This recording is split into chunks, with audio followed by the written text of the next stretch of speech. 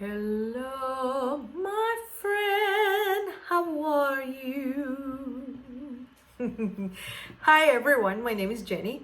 If this is the first time you stop by, hi, my name is Jenny. I'm Costa Rican.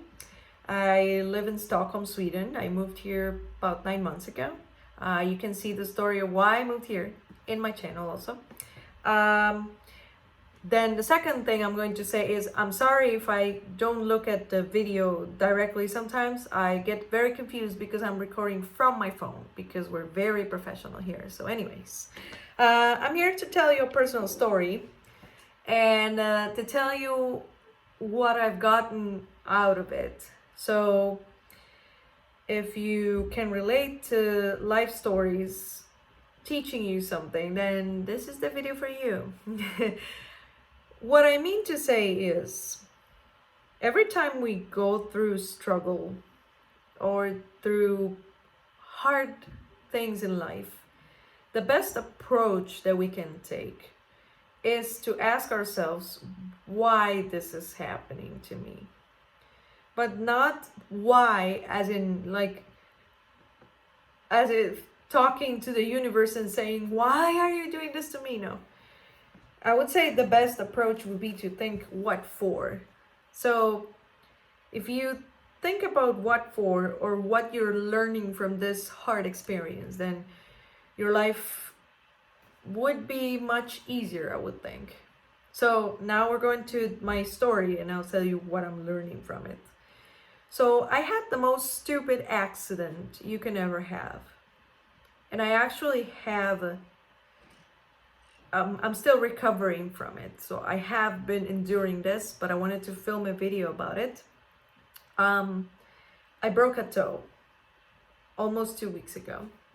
And here's the thing. I was getting up because I was going to make some tea like in the middle of the night and it was dark. And we had this IKEA box from something that we bought and my boyfriend had put it on the floor on the way to the kitchen. So when I was going to make tea, I kicked it accidentally, like really hard, and I heard the cracking noise. I heard the on my toe.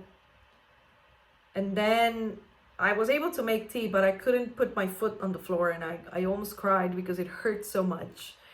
And it was the middle of the night. So what we did was to, try to sleep, and then my boyfriend said, hey, we can figure it out in the morning. And when we got up, it still hurt pretty much. So I sent a message to my boss letting her know that I would be going to the clinic, but then I would be logging in to work afterwards. It pretty much never happened. I just worked like a couple of hours that day, but then spent the rest of the day just waiting for the x-rays and then waiting for the results from the doctor.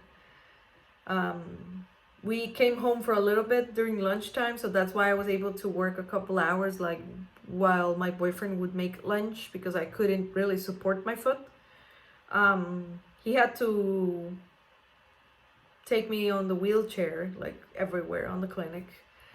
And then they confirmed that I had broken a toe. And it's not, how usually you hit your little toe on furniture or whatever?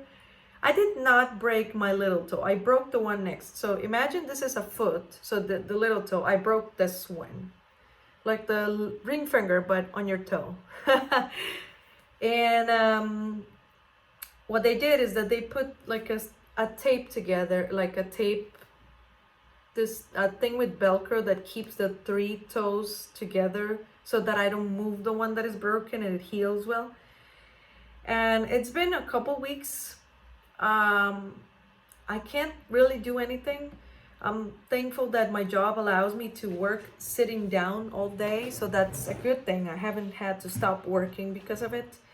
But the thing is that I had a rhythm that I had been keeping. So I had been like go for like 3 weeks, and I was like sticking to a workout program, and I was getting up early, and I was doing this and doing that, and since I'm working from home, then I would spend all day like getting up and picking this from the floor and doing this and cleaning and stressing and doing dishes and like I was like going, and then this forced me to like boom, stop completely. And it was pretty tough because my boyfriend has had to do pretty much everything around here. And you know how we women, in many cases, tend to be very controlling about things that our partners do? And we keep looking at maybe details that they missed or things like that. That has been the toughest for me. So now back to what we need to extract from this. I've learned during this experience so far that I am not worthy because of what I do. And what I mean by this is that if I don't clean the house one weekend, like if I just put things away and call it a day and don't vacuum and don't clean and don't, no one's gonna die. I'm not less worthy because of that. I'm not less of a woman because of that. I'm not less of a woman because my man has to cook for me all my meals and he does all the dishes and he helps me if I need anything. So I've had to learn very much about my worth and also a lot about resting, because I feel that every time the universe puts you to a test where you're going and it stops you like on your tracks, it means that you need the calm time to think and reflect. And that's what I feel. I feel that I've had to stop and reflect on many things. And you know what? It's been very nice. I've had to come to a point where I accept that this is my reality. I still have about a week and a half, maybe 2 more weeks to go before I can actually like start picking up my life again. And it's been very nice. On one hand, I've had time to rest, which I hadn't had in a while. And also I've had time to think. And you know, the universe has been bringing all these creative ideas and creative thoughts, and I've been making notes of things that I want to do. And that's why I also came back to YouTube, because this all came back to me, like this whole wanting to live and this stamina and this joy for life, which I wasn't experiencing because of the current situation with the pandemic, but also because I really wasn't allowing myself to do the things I wanted to do. I was just going, and cleaning all day and wanting to do stuff at home, which I know many people have done during the quarantine, like home projects and decluttering and stuff, which is also good. I've done a lot of that too, but I feel that at this point, the universe just had me stop and ponder and think about my life and weighing the pros and cons of many things that I'm doing. And you know, that's what I've been doing. I've been writing again. I've been reading a lot more. I've been resting, and I'm still trying to work out. So I've been looking for like, but if you go and look in YouTube, you put chair workout, then you have some workouts that you're just sitting down and then pretty much just doing arms.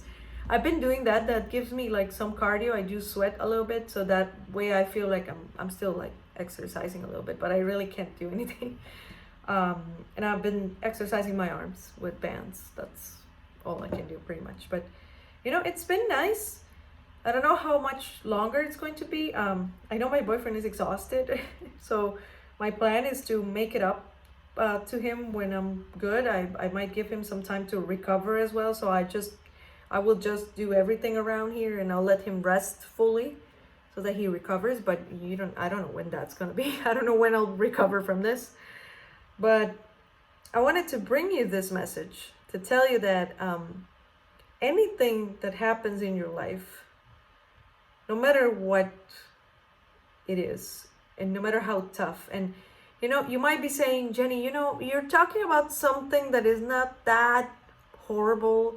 I'm going through this and this. You might be experiencing unemployment. You might be experiencing the death of someone you loved. You might be experiencing like really hard economic struggle or any other thing really.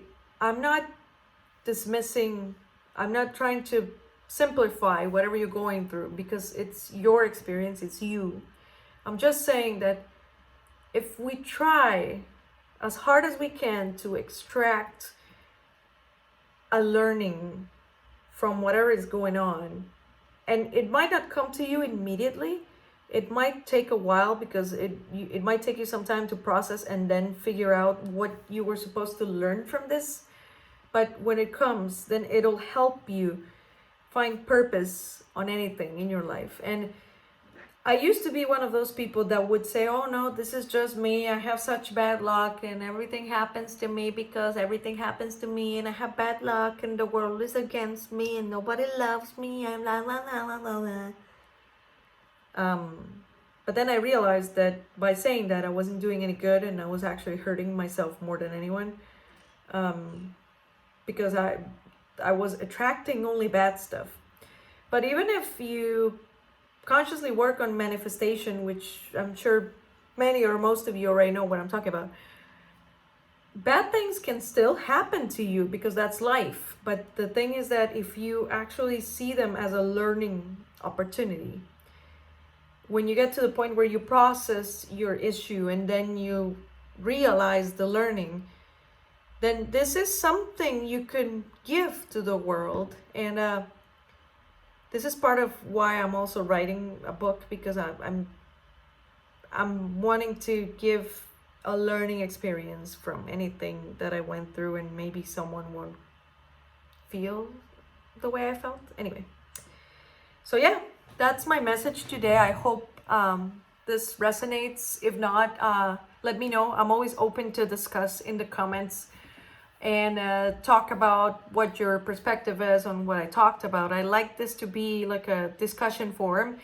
Of course, please always, with respect, love, let's do it in a way that we respect each other's opinion and not as criticism. But, you know, if haters come, then also, hi, I hope your life improves somehow. But anyway, I hope to see you in the next video. If you like this video, please subscribe below. All my social media is down below as well. If I mentioned anything, I'll link it down below ESL as well. I'll be posting as often as I can. I'm not gonna promise anything right now, but I'll be posting as often as I can. So please subscribe and activate notifications so that you know when I do. And I'll see you on the next video. Bye.